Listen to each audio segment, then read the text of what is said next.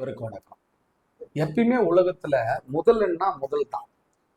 முதல் பிரதமர், முதல்ல இந்த நாடு முதல்ல அது பண்ணியிருக்கு.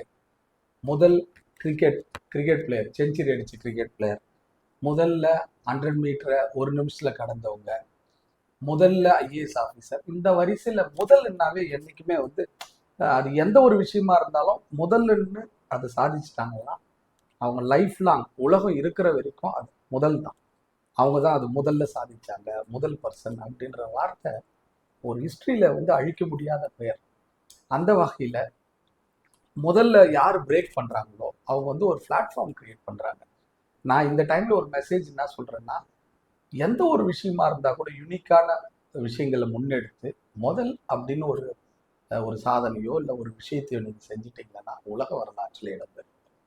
அந்த வகையில இன்னைக்கு ஒரு நம்ம தமிழ்நாட்டோட முதல் பெண்மணி, இந்தியாவோட முதல் பெண்மணி ஆர் விஜயலட்சுமி மேம், இந்தியாவின் முதல் கிராண்ட் மாஸ்டர் செஸ்ல. அவங்க பார்த்தீங்கன்னா வாங்காத பட்டமே கிடையாது. செஸ்ல எல்லா ஹைட்டையும் ரீச் பண்ணவங்க. இந்தியா அளவில் இன்னைக்கு நிறைய பேர் செஸ் பெண்மணிகள் நிறைய பேர் வின் பண்ணிட்டு வராங்க. அதுக்கு ஒரு மிகப்பெரிய அந்த முதல் பெண்மணி கிராண்ட் மாஸ்டர்ன்ற அந்த ஒரு சாதனையை அவங்க பண்ணது எல்லாருக்கும் இன்ஸ்பிரேஷனாக இருந்தது.